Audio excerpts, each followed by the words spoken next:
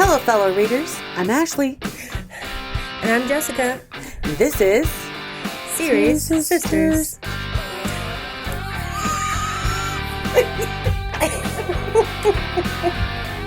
We're so funny. How Shoot. is you? I'm fine. Okay. It's been a whole week since we've been here. How have things been? Not great, to be honest. They haven't really been great. No. We don't need to elaborate, but they're on the mend. Yeah. So I'm fine. she's cool. I'm cool. But life. Life is life and doing pretty life hard. Stuff. You have a question? I do have a question. So I started a new book today called The Plague Stones. Don't remember what it's about, but I think that's the one about the plague stones. you know, you might be onto something. Anyway, it had me thinking. Let's say a rando comes up to you one day and tells you that you've inherited this cottage out by itself because you're like this long lost relative. Mm-hmm. Do you go? I need some identification from this Well, rando. let's say he's legit. Okay. Yeah. Heck yeah. Okay, but you know that shit's going to be haunted, or there's going to be a curse, or some shit's going to need to get resolved. What if there's... Okay, so where do you draw the line at helping a curse? Because I asked... Helping a curse? Love curses, just like to help them. No, breaking a curse. Helping to break a curse. Where do you draw the line?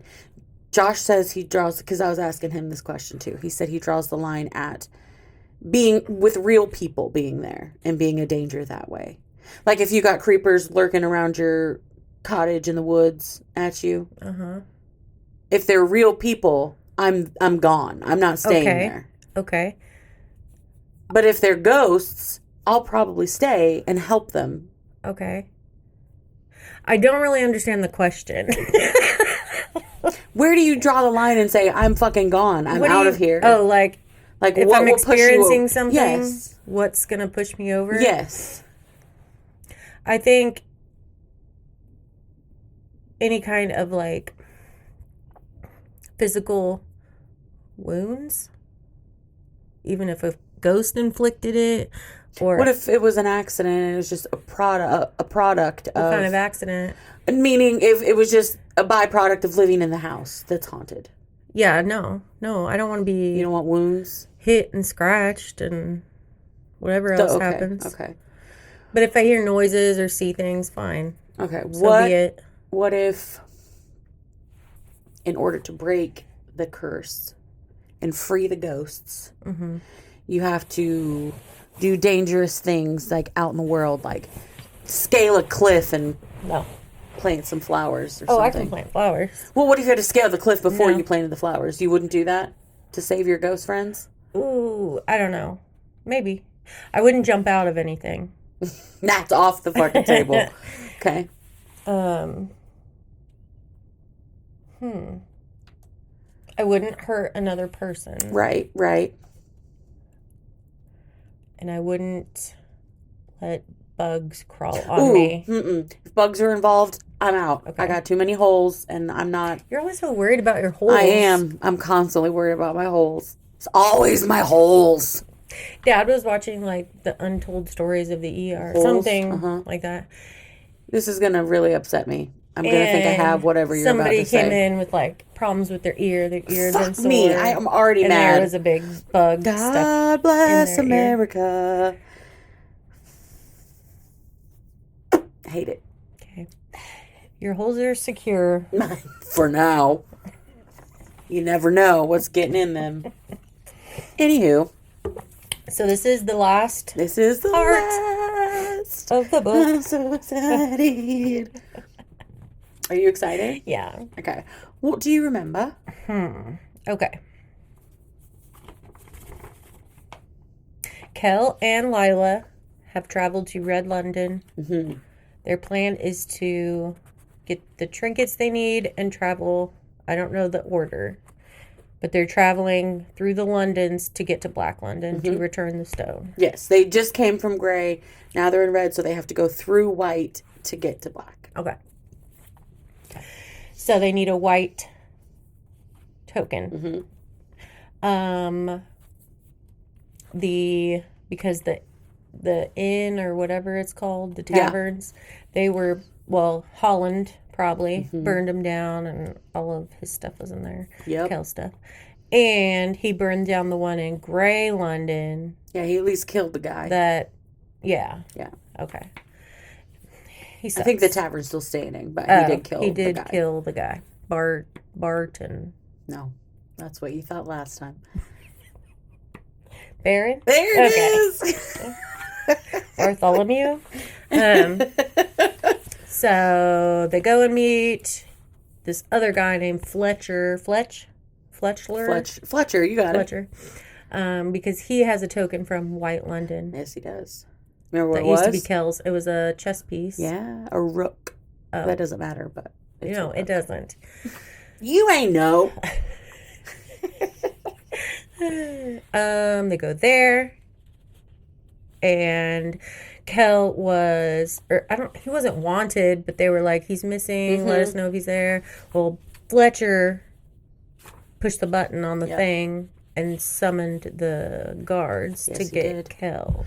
Yep. So they came and got Kell. But then they killed Fletcher. Yes.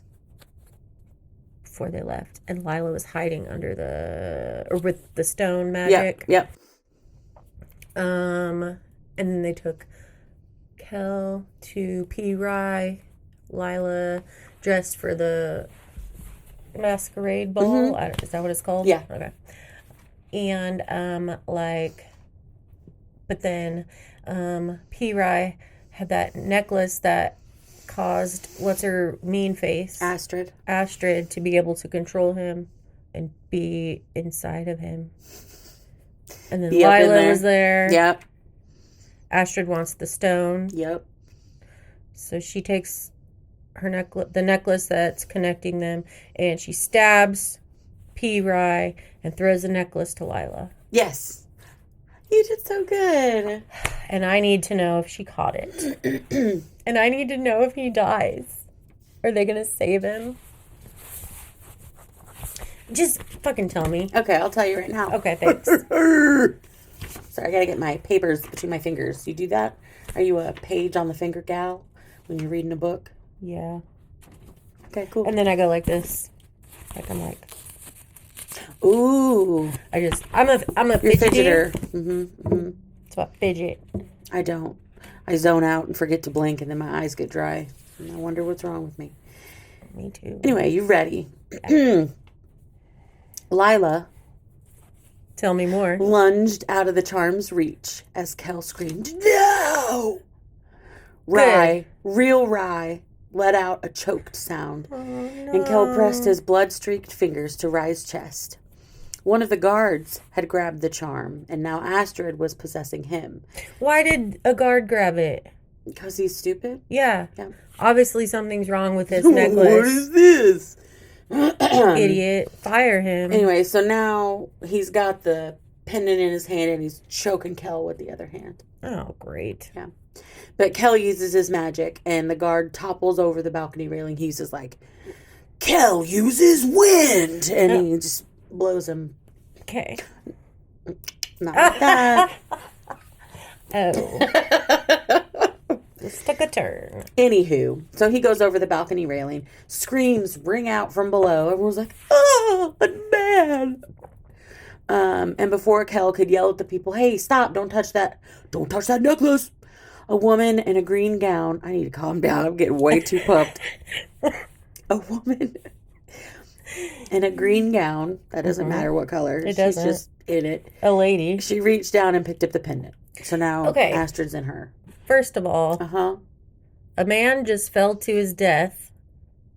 And she's like, "Look, a pretty necklace." Yeah. Was he wearing it or just No, holding it? I think he was just holding it. So when it fell, he dropped it. On the ground. And she was like, "What is this?" But you don't just go pick up a dead man's jewelry. That's what I always say.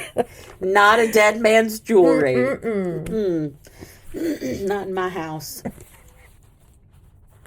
So now Astrid's in this lady. Mm-hmm. Okay. Okay. Lila hollers to get Kell's attention, and he rushes over to his brother. Kell attempts to use his magic to heal Rhy like he did when they were young.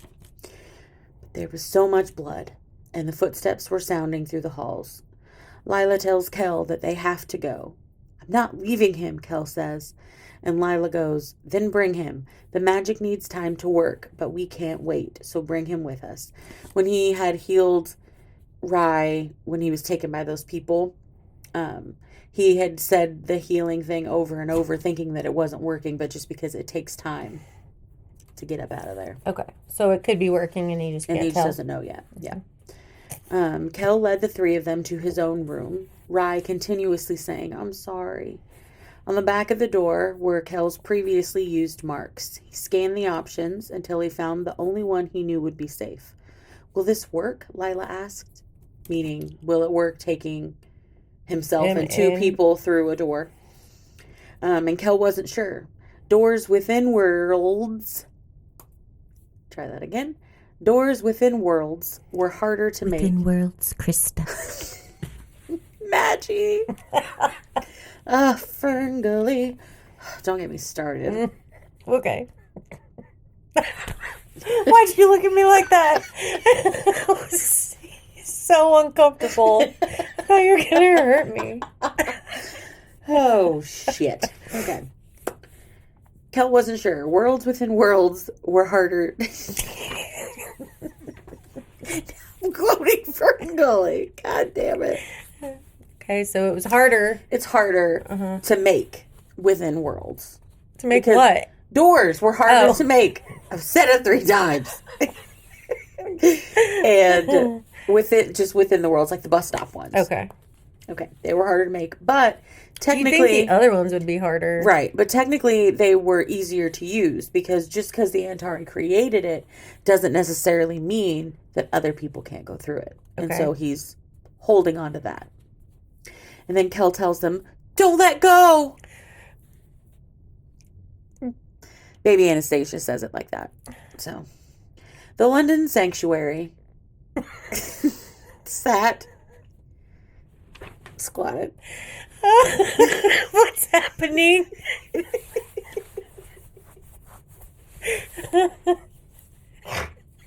Okay. Let me get it together, you guys. Okay. The London sanctuary. The London sanctuary sat at a bend in the river. Okay. It was a place where men and women came to study magic as much as worship it. As a child, Kell had spent much of his time in the sanctuary. He spent as much time in the sanctuary as he did in the palace. He studied under, and he was being studied, since he was a little Antari, by his tutor, Master Tyrion. He had not been back to stay in years, but Tyrion had insisted that he would always have a room there. Oh. Kell and Lila, with a bloody Rhy between them, stumbled through. Sounds gross. Stumbled through and into a simple stone room. Kell had lost count of how many times he had said the healing spell at this point, but it wasn't working. And Lila gently says, "Kell, I think it is too late." Kell says, "No, it's not. The magic just needs time. You don't understand how it works." Finally, he says, "I can't give up." And he orders Lila to give him the stone. At first, she says no, but Kell's begging her, and eventually she gives it to him. Kell set the stone over Rhy's unbeating heart and pressed his palm over the top of it. "Save him," he ordered the stone. "My life is his life," thought Kell. "His life is mine. Bind it to me and bring him back." He could feel the magic pushing against him, and this time he let it in. As soon as he did, a black rope of magic tightened around them, both of them. Kell's heart lurched in his chest, and Rhy's heart caught it. For a moment there was relief and joy, and then pain, like being torn apart. One nerve at a time. Kell screamed as he doubled over. Rhy's back arched under Kell's hand, the dark coils of magic cinching around them. The pain only worsened, carved itself in burning stokes over Kell's skin, his heart, his life. Rhy gasped, and so did Kell, his heart skipping a beat once more in his chest. And then it stopped, and the room went still. Okay. Questions? No. Okay. Lila thought they were both dead. Yeah. But then Kell drew a breath, and so did Rhy. She noticed a black symbol on Kell's chest. It was made up of concentric circles and was branded right over his heart. Rhy had a matching one on his own chest. Lila asks, "What did you just do?" What did you do? So, like, if one dies, the other one's going to die, Yes. kind of thing? Okay. Yep. I believe in the... No, never mind. That's going to give it away that somebody lives. Well, I figured it out. Okay. Yeah. Anyway, in the second one, like, they can feel each other's feelings, and it pisses them both off. Oh. Yeah. And it's weird, also, like, when they're in the throes of passion. Yeah. Is this like your dragon? Exactly. They Feeling. feel it, except they're brothers, and that's gross. They're not even real, blood brothers. Well, so technically they can do it, but they don't want to. Do it? What are you talking about? Talking about being horned. And fucking. But they aren't gonna fuck each other. But they could, is what I'm saying. Oh my god, you were saying that. Okay. Got it. Okay. Kell tells Lila that he just bound Rhy's life to his own, a soul seal. Lila tells him... I know, that's every time I wrote it, I thought that. Lila tells him that he needs to let go of the stone now, but he can't. Threads of black spun out from the rock, winding down his fingers and up his wrist. He stared at it for a while, and then he says, "It appears I can't." It's now stuck to his hand. That can't be good. No. Lila scolds him for using the stone when he knew it was bad news. And Kell's like, "Well, I couldn't let him die." Yeah, you could. Kell mentions offhandedly that he doesn't even plan on returning from Black London. He says, "Someone has to return the stone, Lila. It's not a matter of opening a door and casting the object through. I have to take it there. I have to walk through with it. I never expected to make it back." Well, if he doesn't, though, wouldn't P. Rhy die? That's what Lila asks. Yeah. She's like, "Why did you bother to do this then if you're just planning on dying?" Yeah. And Kell says, "You're just gonna die?" What the hell was that movie called? Something heaven. Just Like It? Just like heaven, maybe? Is that real? Lily Sobieski. Oh, God. And what's that guy's name? Chris something. I can't remember. He was Josh Hartnett. I don't know. The other guy. The other guy with the face Yeah. and the nostrils. Those are so big. Okay. I was more upset about his chin, but that's fine. It's too pointy. Yeah. He was a little too chiseled. So Kell says, I didn't say I planned on dying. I just said I'm not coming back. The seals on Black London were designed less to keep anyone from going in and more to keep anyone from getting out. I just imagine Seal, the I singer. just guarding. Oh, that's even better. He's guarding the door and will never let me back out. Not Seal.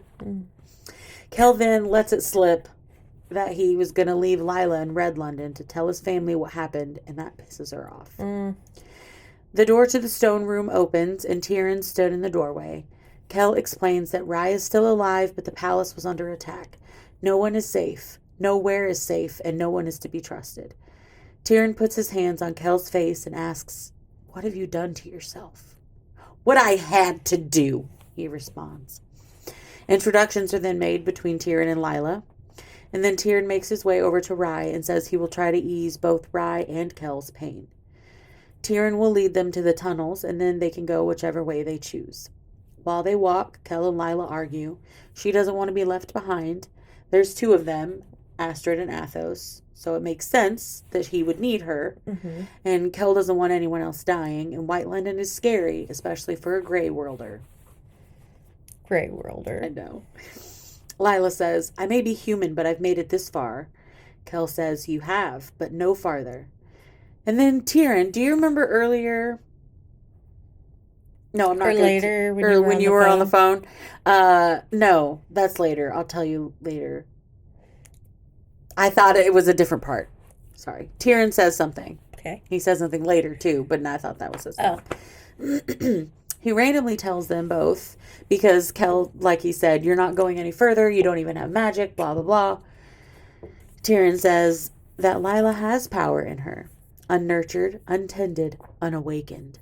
Ooh. And he tells her, because she's like, well, then awaken it, man. Yeah. And he's Wake like, up. It shall get you. Come on, get you.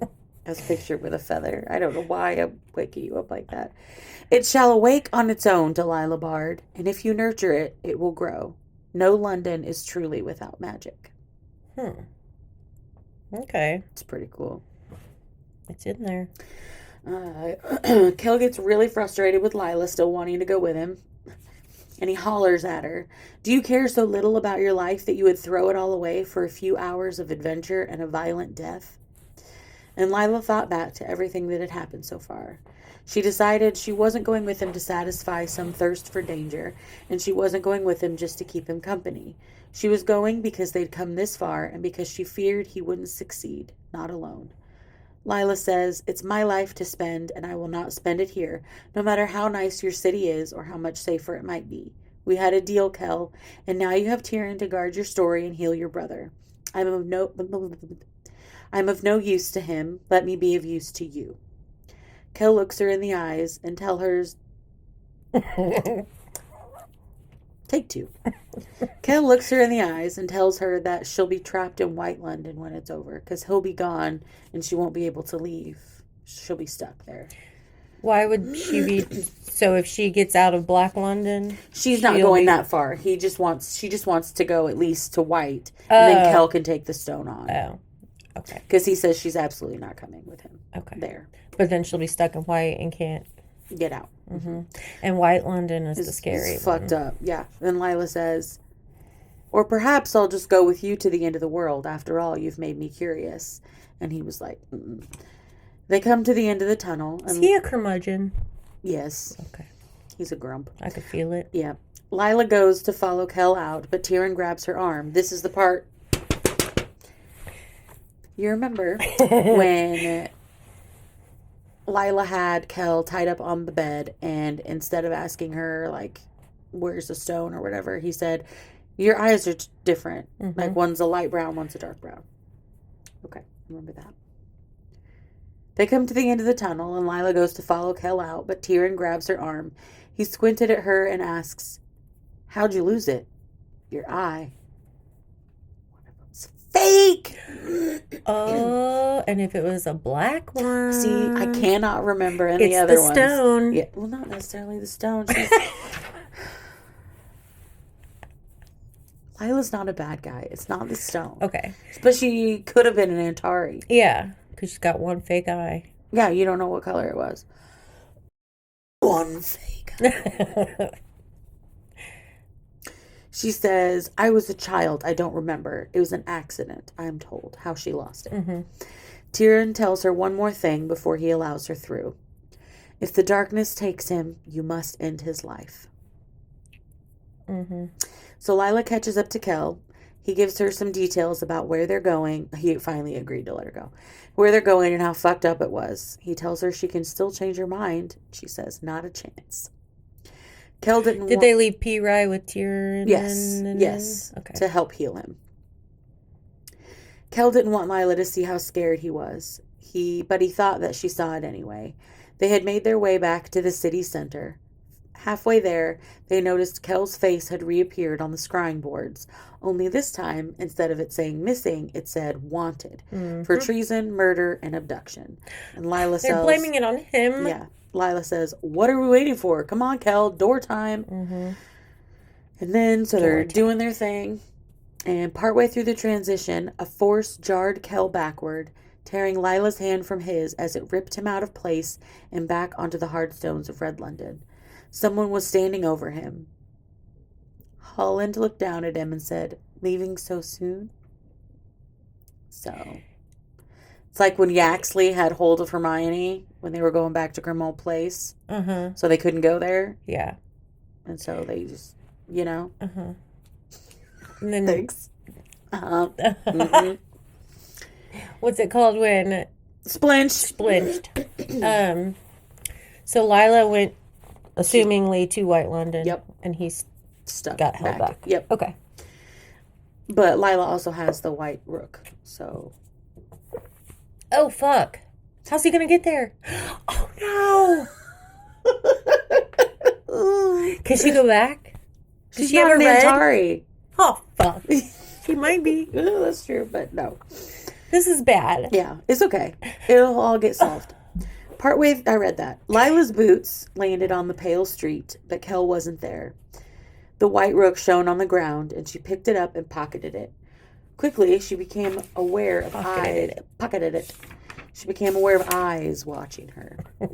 Someone spoke a different language at her, and Lila spun to see a man, bald, every inch of exposed skin covered in tattoos. Another man appeared to her left, his skin like parchment. Lila pulled her knife free. Remember, everything's like the colors all leached out of everything, and they're all covered in dry. Apparently, no moisture whatsoever. Lila pulled her knife free, but that prompted the two men to withdraw jagged weapons of their own. Lila lowered her knife and raised her gun, shooting one man between the eyes. She was pretty proud of herself until she realized how loud the gunshot was. The second man looked at the dead one and then at Lila. Slivers of dark energy crackled through the air around the man's blade. She could feel people moving behind her. Come on, Kell, she thought. Where are you? Kell. Well, she just started making a scene immediately. Well, they were looking at each other and looking at her and talking to each other and looking at her. Oh, like they were going to do some shit. Coming. I'm going to get you. Yep. They were beep, beep, beep. They're going to pinch her. Okay. Anyway, that's a good exercise. Jesus Fingers. Christ. That's a hard pinch you're doing over there. Well, she was mad. He was mad. They were mad. Kell asks Holland to please let him pass. He says, I can end this. I don't want to fight you, Holland. Holland says, you do not have a choice. Holland cuts his cunts. Cunts? Holland He's cunts. so forcefully. I'm so sorry. Holland cuts. There's no end. He cuts his palm and says, freeze. Ice covers the ground, and Kell tries to keep, the I don't know what he turned to ice, okay? Something. He said freeze, and it didn't turn to ice. So that's scary. Hold on. Uh-huh. What? They're fighting. Oh. They're breakdancers fighting. I can't follow this. Okay. I'm sorry. No, I'm sorry. it's okay. This is how my brain is, you Holland guys. It's a cut scary his place. palm Yes. and said freeze. Yes, and it made everything ice. What? Like the ground? Where they're standing. Yes. Okay. Yes. You said sorry. you didn't know what turned to ice. No, I meant what he used to turn everything. Obviously, he used his magic, but I feel like And his usually there blood. needs to be moisture. It wasn't his. Yeah, we'll See? say that. Okay. There's moisture in the air. He's frozen. Anyway, ice covers the ground, and Kell tries to keep his balance.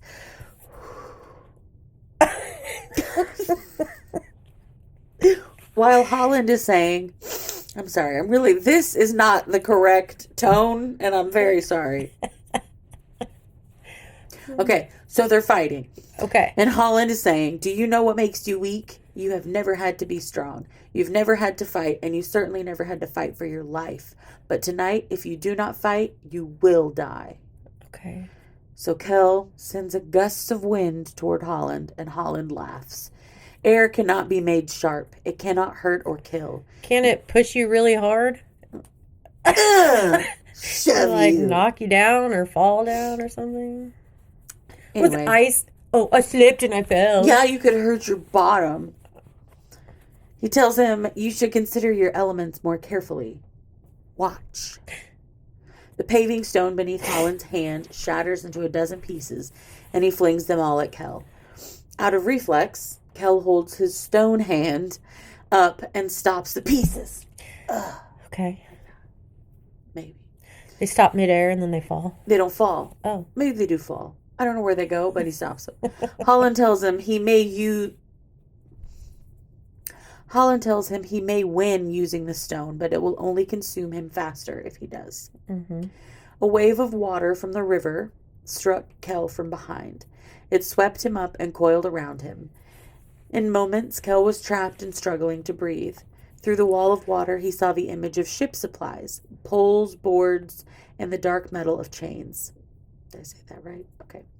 Kell's fingers twitched, and the nearest set of chains flew forward, wrapping around Holland's wrist. Distracted now, Holland's magical water fell, and Kell didn't waste any time. Chains snaked around the other Antari's legs and waist and the other arm, so now both arms are chained. Kell drew a knife and acted like he was about to strike. The moment Holland's focus was on the knife, Kell struck from behind, wheeling the metal bar forward. It pierced through Holland's chest. The silver circle clasp broken and tumbled away. The half-cloak sliding off Holland's shoulders as his knees folded.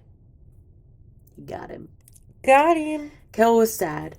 He was the only Antari left now, and there would soon be no more. Kell knelt next to Holland. He found a shallow pulse. Kell reached under Holland's collar to the white London token around his neck. He has his. Okay. I was going to say steal Holland's. Yeah. Because he probably has one. Steal all of his stuff. Take it all. I'm taking this, and I'm taking this. Mm-hmm. But Kell had a thought. Oh, did he? Mm-hmm. Holland knew he had to have seen the attack coming, and he did nothing to stop it. And in the sliver How of did time, he see the attack coming? he knew that not literally. Why are you so fucking skeptical? God, I don't know how. He sensed it.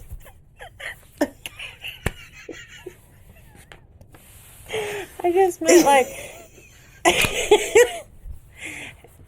Never mind. If you'd let me finish.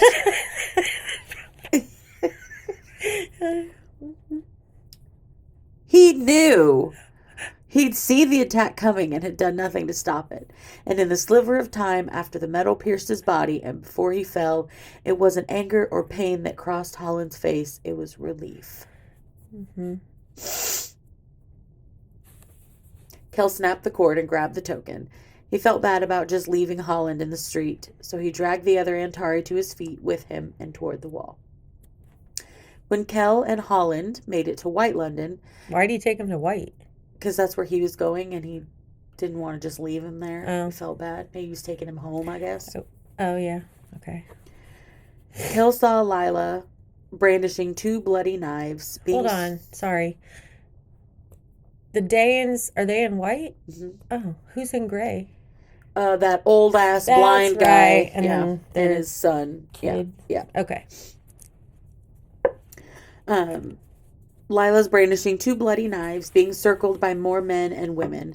Lila tells Kell that he is very, very late. He motions toward Holland and says that he'd hit a snag.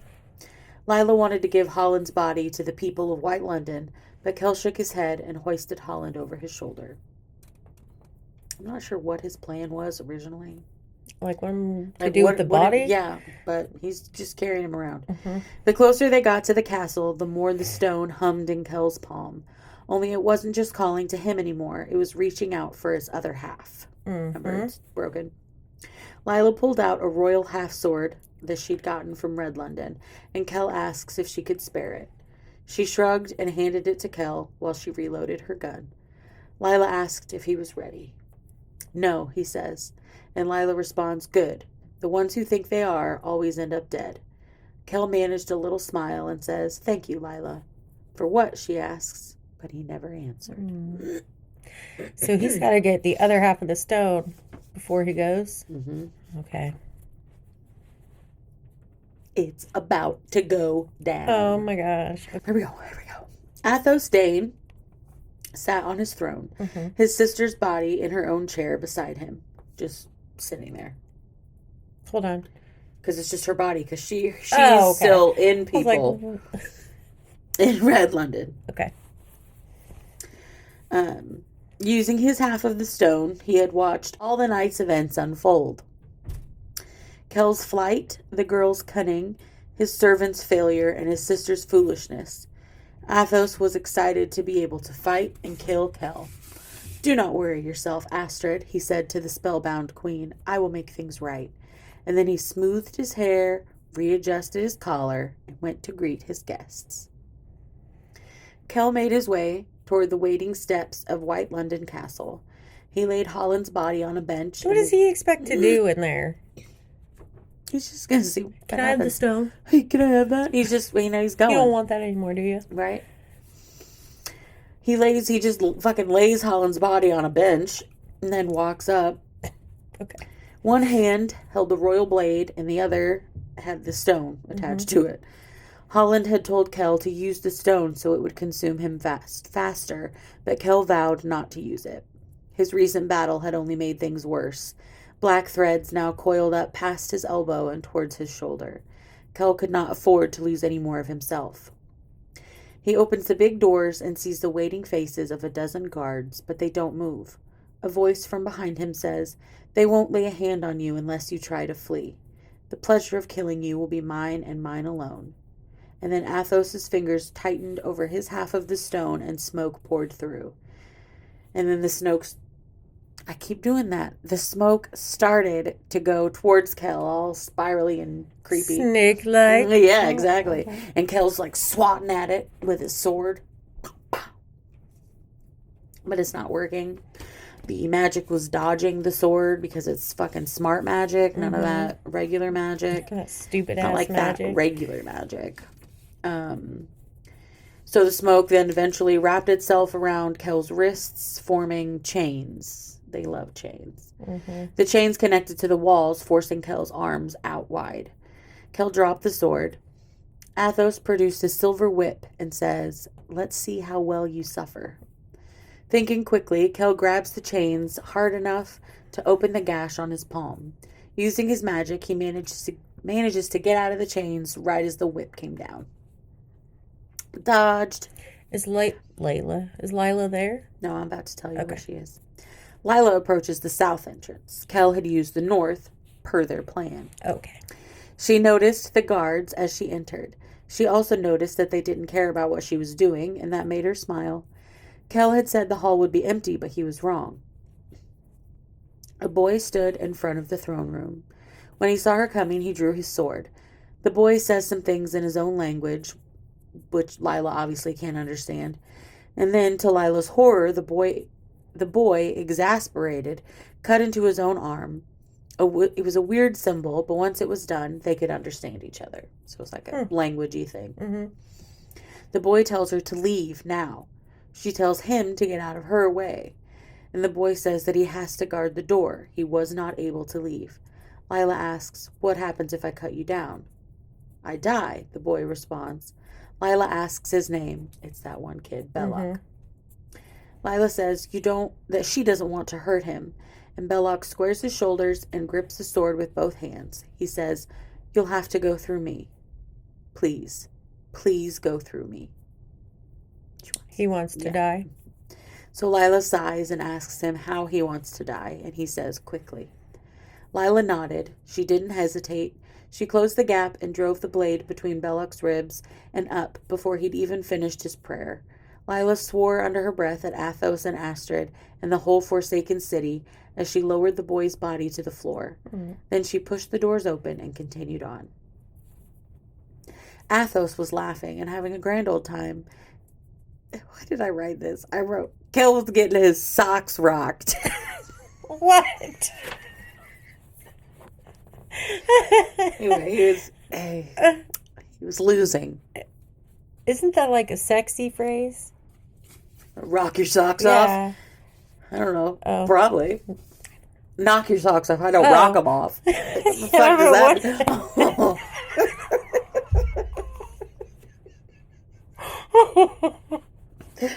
I was thinking of like rock music. Oh, well, rock. That's not sexy. Socks off. I know. That was my second thought. Oh. After the sexy. After the sex. Okay. Why did you write that? I don't know. Anyway, he was getting them rocked. Okay. And Athos says, referring to using the stone, because he noticed that Kell was not using the stone. He says, "You're going to die, Kell. You might as well die trying." Athos used his stone, and the smoke turned to glossy black knife points, headed straight toward Kell. As if by its own accord, the hand with the stone covered him, and Kell thought, "Protect me." Power surged through his body, and the magic deflected the attack, turning it back on Athos. Back to Lila. Lila's steps echoed through the throne room. She stared at the motionless queen. She would have liked to take her time and make Astrid pay, but she knew better than to test her luck. She slid her pistol from its holster. One shot, quick and easy and over. Doesn't she have a knife? She does. Can we use that so it doesn't draw attention? She really likes her gun. She raised the weapon, leveled it at the queen's head, and fired. The shot was loud and accompanied by a burning pain in Lila's shoulder. The bullet had ricocheted off the queen and hit her in the shoulder. As Lila looked closer, she could see a sheen of magic surrounding the queen. On the stone at the base of the throne were symbols. Like, just on the ground, right? There it is. Whoa. Links in the chain.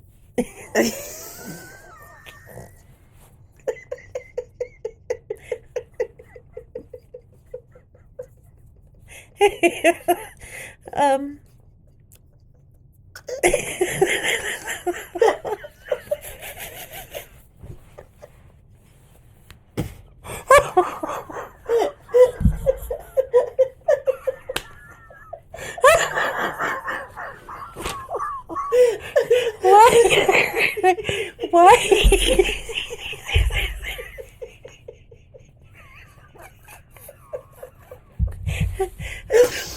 I don't know. Jesus.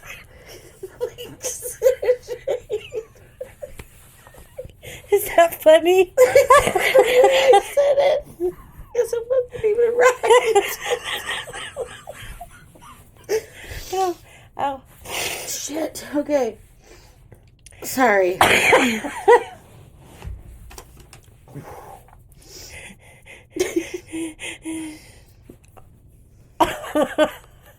Okay. You can speed What that chain? up. Okay. So the symbols around her were basically like on Harry Potter. I'm just going to keep using that as an example. When they are putting the protective magic around, it was like layers upon layers. Okay. So each one kind of was a layer. Okay. And they all went. But they were connected like links in a chain. Okay. But it's a spell. But links could be broken. Lila brought her blade to one of the nearest symbol's edge, and she drags it along the ground so it's completely scratched out the symbol. Doing that, the air around the throne dimmed, and Lila knew the shield was finally down. "Goodbye, Astrid," Lila said, plunging the blade forward to the queen's chest. But just before the tip could tear the white tunic, a hand caught Lila's wrist. "Bad little thief," whispered Astrid. Then her grip tightened, and searing pain tore up Lila's arm. Kell gasped for breath. Athos's cheek was bloody. Kell was finally giving him a run for his money. Athos tries something again, and Kell says, "Is that all you have? The same tired tricks? You lack your sister's creativity." And that really makes him mad. He uses the stone to summon, or create, a giant silver serpent. Oh, no. Kell continues fucking with him and saying, "I've been waiting for you to do that. Create something strong enough to kill me since you clearly cannot do it yourself. Go ahead and hide behind the stone's magic. Call it your own." Predictably, Athos didn't like that Kell was right, and he attempts to dispel the snake. However, the magic knew what was happening, like it did when she made a little Kell. Yeah. And then it looked at her and was like, "Oh, you're trying to get me out of here," so then he attacked. So the snake turns on Athos. Oh. Athos freaks out and says, "You submit to me. You are my creation, and I am your..." He never got a chance to finish. The serpent reared back and struck. Its silver body enveloped Athos, snapping his neck with an audible crack. Oh. Once the snake let go of Athos, though, it came for Kell. Oh. But he was ready for it. He drove the royal sword up into its belly. The spellwork on the sword glowed for an instant before the creature's thrashing broke it in two. The snake shuddered and fell, dispelling to nothing but a shadow at Kell's feet. A shadow, and in the midst of it, a broken piece of black stone. So he got it. Yeah. And Athos is dead? Yep. Okay. Lila knew she was going to die. She wanted freedom. She'd wanted adventure. Lila didn't mind dying for it. She just wished it didn't hurt so much. If you're going to kill me, just do it already, Lila says. Astrid says, oh, I will, but not yet. When I'm finished with Kell, I shall come back for you. But first. Astrid brought a bloody finger to Lila's forehead while speaking a spell under her breath. Then the queen's face began to change. Slowly, she took the form of Lila. When Astrid spoke, Lila's own voice poured out, I better go. I'm sure Kell could use a hand. Don't worry. I'll give him your regards. And then Astrid slammed Lila's head back against the ruined floor, and Lila's world went dark. Ugh, bitch. Kell stood in the stone courtyard. He was bleeding and broken, but he was alive. He could feel the stone's power calling to its other half, so he grabbed it off the ground and put the two together, and then he used his healing shit and made it one. So now it's just one stone. Okay. He was stone to rule them all. He was about to give in to the magic's power when he heard Lila's voice. Fake Lila says, it's over. It's time to go. He was so far away in his head, it was hard to hear her. Please, she said again. I'm here. Just give me the stone. Kell used the magic and made a knife. Lila, he said, catch. And then he drove the blade into her stomach. He knew? How could he tell? Fake Lila let out a gasp, and then her whole body shuddered and became someone else's. It stretched into the form of Astrid Dane, dark blood blossoming against her white clothes. Kell wanted to crush her for what she'd done to his brother. The stone read his mind and turned Astrid into stone. As much as he wanted to leave her there, he couldn't. Magic faded. Astrid could be free again one day. Deep cracks then formed across the queen's face, jagged fissures carving down her body, and when Kell's fingers tightened on her shoulder, the stone statue of Astrid Dane shattered under his touch. Someone calls his name now, and he sees that it's the real Lila running toward him. And she asks, how did you know it wasn't me? And Kell jokes that it was because she'd said please. Oh. Which Lila doesn't think is very funny. She offers to go with Kell to take the stone back, but he says he doesn't want her to. They talk about what she'll do in White London, and she mentions that she saw some nice ships on the dock. Kell tried to laugh, but instead he doubled over, his vision blurring. Stop fighting, a voice said in his head. Kell was trying to fight the magic, but it was already in him. It was too late. He took one last gasp of air, and the magic dragged him under. Oh, no. Kell couldn't move. Darkness was everywhere. It drew itself together into the form of a man and spoke to Kell. He told Kell that he had fought well, but that time was over. You were made for me, Antari, a perfect vessel. I will wear your skin forever. Kell could vaguely hear an echo. I'm going to say that to somebody just to really fuck with them. I'll wear your skin forever. You haven't thought of the smell, you bitch. God, that's so good. He's wonderful. So there's a man now. A magic man. Okay. He's going to wear skin. Okay. Kell could vaguely hear an echo of Lila shouting at him to not give up. Kell realizes that if he dies, he doesn't know what will happen to Rhy. Vitari was pure magic, and all magic was bound by rules, by order. Vitari was a creation, and everything that could be created could also be destroyed or dispelled. Kell says his spell to dispel, but it doesn't work because he said it in his head. And he realizes he has to say it aloud with his body to dispel the magic. So he forces his lips to part, summoning the last of his strength. He focuses on Lila's voice and the cold ground as his bloody lips formed the words, last one, guys, as Anasay. As Anasay. Well, it's A-S. It's 2 words. Oh. Otherwise, I wouldn't have put the emphasis on it like that. Okay, sorry. Anyway, so he dispelled the magic. Okay. He did it. He did it. Across Red London, the bodies fell. In the palace, the magic, dressed as Jen, had just reached the royal chambers when the darkness died and took him with it. And in the sanctuary, far from the castle walls, on a bare cot in a candlelit room, the Prince of Red London shivered and fell still. He didn't die. He didn't die right then. I think it's just because the dark magic left, and so then he could finally be still. That's what I think in my head, just because I know that he lives. Kell opened his eyes and saw stars. The stone slipped from his fingers, hitting the ground with a dull clink. There was nothing to it now. It was just a rock. Kell didn't want to see, because he dispelled the magic, so the magic went away. So why would he still need to take it to Black London? Okay. Lila's going to ask him that question. Okay. There was nothing to it now. It was just a rock. It's Moana's dad. It's a really good impression, I know. It was pretty good. Thank you. Kell didn't want to see, but he had to know about his soul seal. Let your soul seal. He tugged down his collar and looked over at the seal over his heart. The black around it was gone, but the scar was still there. The seal was still intact. Lila kicked the stone and asks if it's dead, and if they still have to take it back. Kell would rather be safe and send it back, but maybe it didn't have to be him that did it. Kell went to Holland's body. His skin had gone cold, but a faint heartbeat could be detected. He was still alive, and Kell remembers Holland telling him that Antari were very hard to kill. Kell didn't know if this would even work, but he gave it a try anyway. He uses blood from Holland's wound and draws a single line on the ground by his body. Using Holland's hand and the stone, Kell said his thing, and Holland and the stone went through and were gone.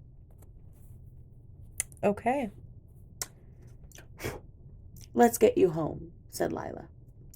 However, with the magic stone now gone, Kell isn't sure he'll be able to take her back.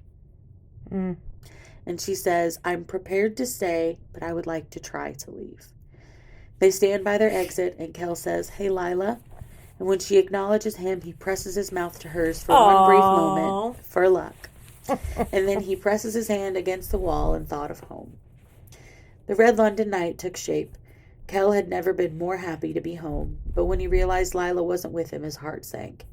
He closed his eyes, and then he hears a voice. Never thought I'd be so happy to smell flowers. Kell was so excited to see Lila that he threw his arms around her, and for a second she hugged him back. What are you? Kell asks. Stubborn, she replies. Kell lifted his head to see a dozen members of the guard surrounding him. He tells Lila not to fight. The guards take him to the king and queen, where Kell explains everything that happened. They are not happy. But the queen asks, where is our son? And Kell says, release us and I'll bring him home. Kell has never been so glad to hear his brother's voice. The healers had fixed him up, but he wasn't healing as fast as they'd like. After all, he had been dead. When Kell explains to Rhy how he saved him, Rhy says, I should get out of this bed and wring your neck. How could you carry that weight? Rhy feels dreadful about what the part he'd played in all of it, taking the pendant from Holland. Holland had said it would make him strong, and he wanted to be strong like Kell. Oh. I know. Lila enters the room, all clean and put back together. Rhy, of course, tries to flirt, and Kell says, save your flirting for when you're well. Kell and Lila leave Rhy to his healing, and Kell tells Lila that he could try to take her back to her London if she wanted, and she says there's nothing for me there. Kell gives Lila a gift, a small puzzle board for her to practice her magic. Kell says, Tyrion said you've got some magic in you. You better find it. Stay out of trouble. Lila flashed him a smile that said she wouldn't, and then she tugged up her collar, shoved her hands into her pockets, and strolled away. Kell watched her go. She never looked back. Now you gotta read the other two. What's going to happen in the other one? I believe Holland is still alive. Okay, I was wondering. He gets there and the darkness is fucked. Yeah, okay. And creepy. You can't just send a half dead guy. I mean, he was 98.9% dead. It was good, and I like it. I would rate it. Yeah, we forgot to rate how many eyeballs? Eyeballs, okay. Black eyeballs. I always give it like a 9 out of 10. Okay. I think listening, I would give it an 8. Yeah, you should read. I should read. Because I left a lot out. Yeah. And, you know more about what they're thinking and stuff like that. Mm-hmm. Okay. That was enjoyable. Yeah. Thank you. Apologies for losing your goddamn mind. Losing my goddamn mind. Mm-hmm. Yep. Okay. Well, have a good evening. Enjoy your whatever you're doing. Mm-hmm. Okay, bye. Bye. Love you.